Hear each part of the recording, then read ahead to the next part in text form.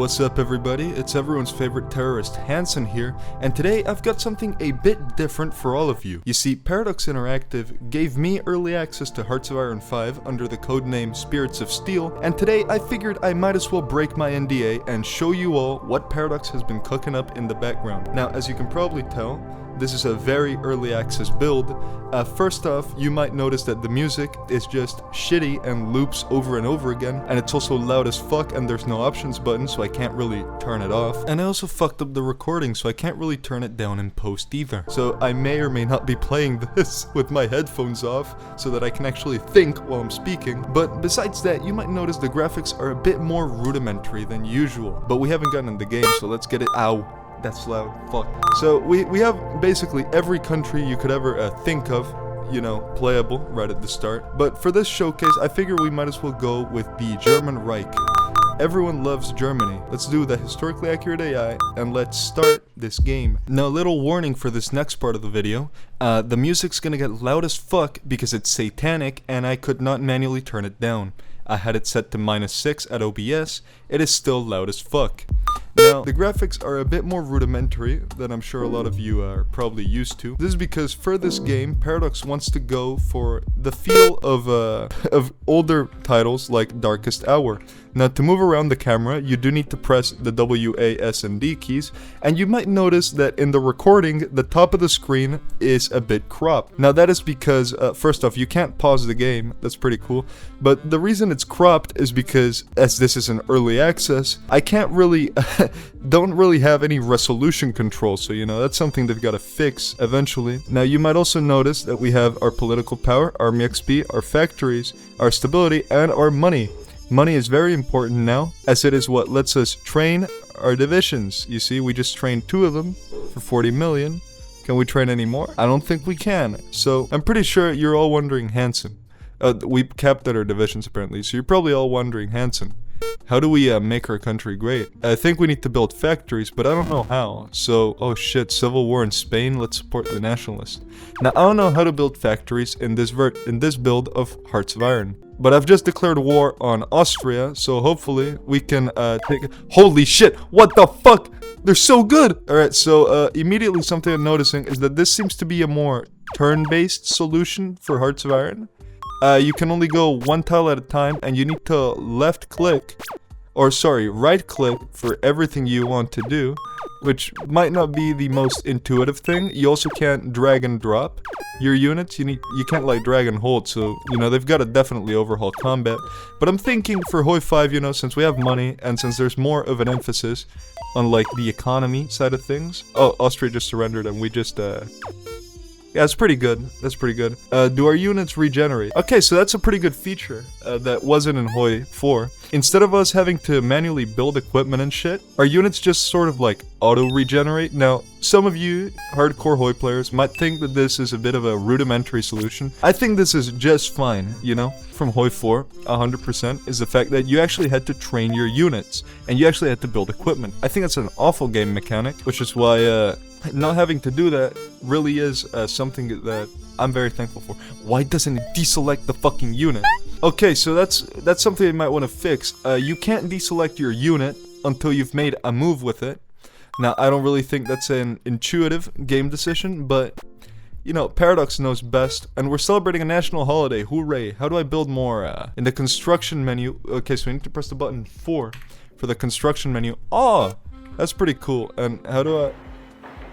They're just like, okay, so you just like right click in states and you can build factories with your money. 250 million per each factory. And it seems that they've just combined military and civilian factories into one. That's a pretty cool decision, if I do say so myself. To be honest, I never really liked the fact that you had 2 different factory types, so this might be more intuitive. Political power is generated passively at a fixed rate. Political power is used in the political tree. Where is my political tree? Will this tell me how to access the political tree?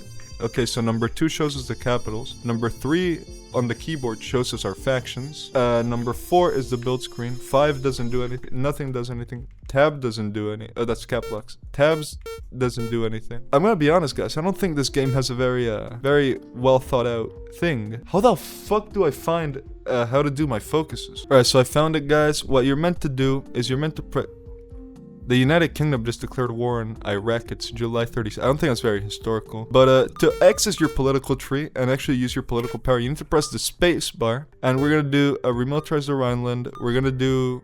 Fuck it, let's do the historical, the tripartite. Let's demand Klaipėda from Lithuania. Did they give it over?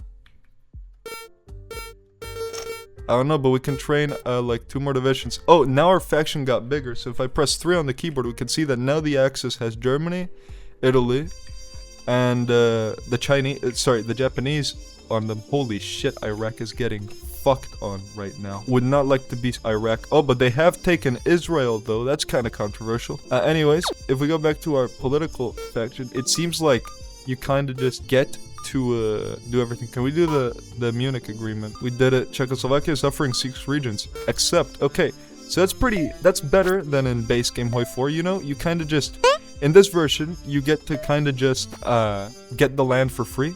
I very much like that, you know?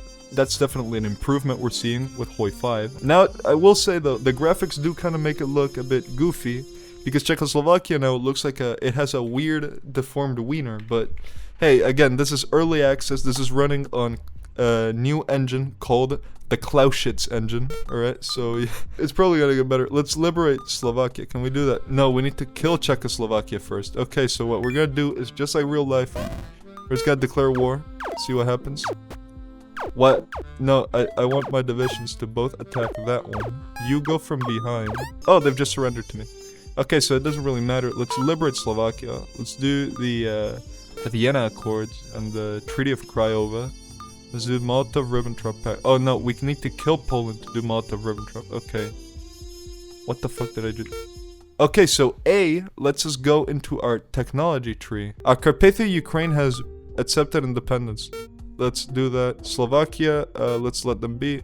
And now Hungary should go and invade Carpathia Ukraine. That's more historical than what Hoi 4 has, I will say. Sorry if I sound a bit confused while I play this. This is the first time I'm really playing this tech demo that Paradox provided me. So I'm a bit caught off guard by some of the radical decisions they've taken with this game. They told me they were aiming for a 2027 release, which is pretty soon. I don't think they're gonna be able to iron out all the quirks by then, but whatever. Let's just invade Poland immediately. Now, something I've noticed is that this game seems to only have one speed for the game, one game speed, which definitely not a choice. I'm not a fan of that choice. I would like it if we could have multiple game speeds. Okay, Poland's kind of strong in this version. There's no way to pause the game. That's not good.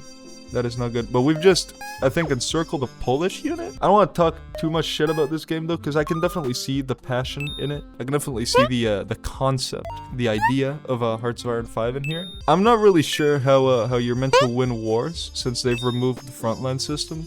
You know, some people say, you don't need front lines to win wars. I think you do. This game's kind of proving that you do. Okay, I think we just killed a Polish unit. I think they surrender if you kill all their units. They killed like my entire army. Holy shit, the Polish are strong. Okay, they just surrendered to me. That's good. Let's do the Molotov-Ribbentrop. We need to destroy lowland countries to do the other ones. So let's just, I think we need better infantry, marines, we need tanks 100%. I fucking hate this music. I have my headphones off. I have them halfway across the table from me. I can still hear the music loud as clear as day. What the fuck?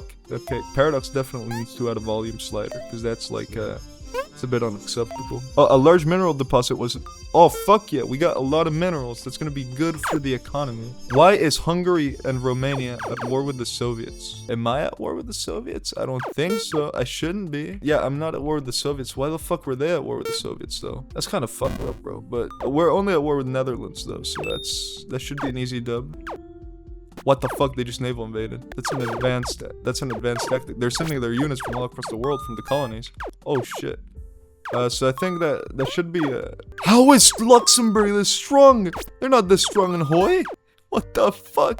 The buffs they're giving to minor nations for Hoi 5 really are something else. But you know what? They had a bit of challenge to the game, so maybe it's a good thing. Tell me I don't need to go take over like the Dutch colonies and the Belgian colonies for them to surrender. Now, I will say factions do appear to be a bit broken. They're a bit more nuanced in this version of Hoi. Because instead of your factions just like instantly joining wars to protect you. Oh shit, they just landed. Oh fuck, they're gonna take Berlin. Oh no, I'm not gonna win. Oh no. Actually, we're not gonna fucking do it, dude. I can't, dude. I can't deal with this. So anyways, I hope you've all enjoyed Hoi 5. You should all wishlist it on Steam. The minimum required specifications for it are going to be an RTX 3090 and a Ryzen Threadripper processor. Because you can see on screen, it's a very advanced game. It's going to cost $100 and it's going to have at least 60 DLCs. So yeah, if you enjoyed this, subscribe, like, share to show everyone Hoi 5. And that's it from me. Oh, I've lost. Bye bye.